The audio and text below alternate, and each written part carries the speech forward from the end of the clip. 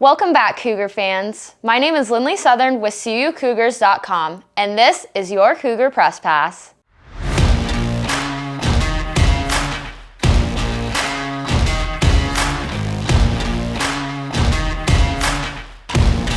The baseball team played 4 games this week. They took on Rockford University on Tuesday, where they fell in both games of the doubleheader.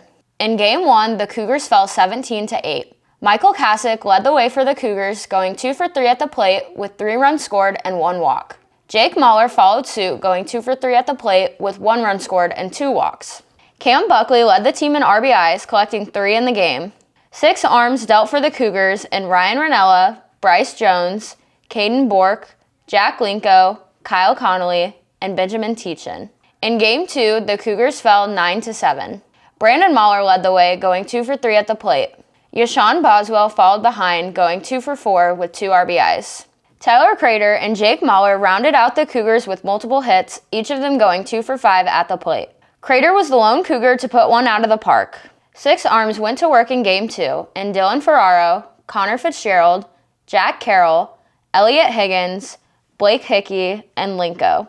They then took on Lakeland University on Saturday for another doubleheader where they won both games. Before the games, the Cougars honored their 10 seniors in Jackson Brigham, Michael Kasich, Connor Fitzgerald, Yashawn Boswell, Elijah Hickman, Tyler Dorsch, Malachi Maybens, Dax Meyer, Bryce Jones, and Tyler Crater. In Game 1, they won 20-4. Crater led at the plate, going 4 for 5 with a career-high 7 RBIs while collecting 2 doubles, a single, and a 3-run home run with 1 stolen base. Dorsch followed behind, going 3 for 4 with 4 RBIs, a home run, and 2 runs of his own. Jake Mahler rounded out the home runs for the Cougars, sending a solo shot over the left field fence while going 3 for 4 at the plate with 3 RBIs and 3 runs of his own. Dylan Scott went 6 innings on the mound, picking up 3 strikeouts in his 29 batters faced. In Game 2, the Cougars won 7-3. Dorsch led at the plate in Game 2, going 3 for 4 with 2 RBIs and 3 runs. He picked up 2 home runs in the game, as well as a double to bring him to 3 home runs on the day. Crater picked up his second homer of the day, going 1 for 5 at the plate with 3 RBIs and 1 run scored. Dom Owens went 3 for 4 with 1 RBI and 1 run on the day, while picking up 2 doubles in the game. Michael Southard picked up the win in Game 2, going 6 innings on the mound with 3 strikeouts and 23 batters faced. Baseball will be back in action on Wednesday, where they will travel to Illinois Tech to take on the Scarlet Hawks. The softball team also played 4 games this week. They traveled to MSOE on Wednesday, where they split the doubleheader. They fell in Game 1 8-0. Jessica Gang recorded the Cougars' lone hit, a double in the 4th inning. In Game 2, the Cougars bounced back and won 10-5. Lindley Southern went 2 for 3 at the plate with 2 RBIs and scoring 3 runs, including her first career home run. Caitlin Smith led the Cougars, going 4 for 5 with 2 runs scored and an RBI. Maya Lorenas went 3 for 4, adding a run.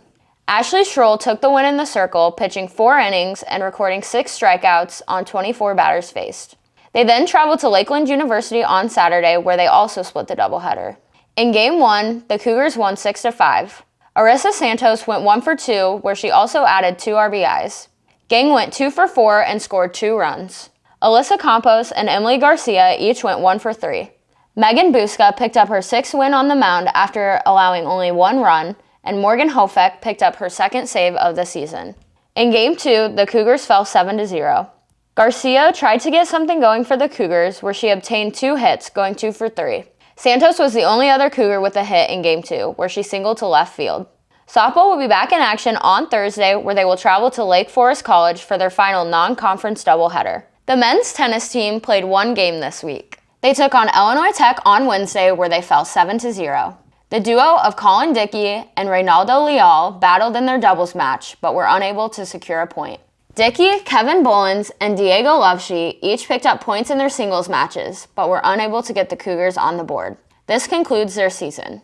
Both track and field teams competed in the Green and White Invitational on Thursday. On the men's side, Austin Knight took gold in the 200 meter.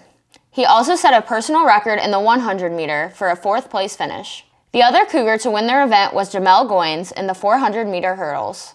In the high jump, Darius Strother recorded a bronze medal finish. Miguel Sanchez placed 6th in the javelin throw. Also in the field, Brandon Montford finished 7th in the shot put.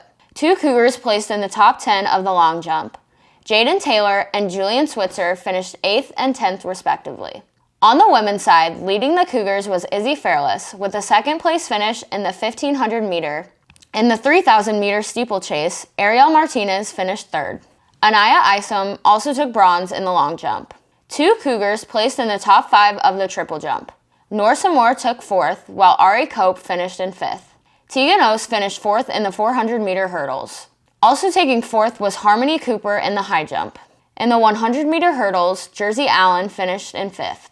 Both teams will be back in action on Friday and Saturday, where they will compete in the Elmhurst Twilight Invitational and in the Drake Relays.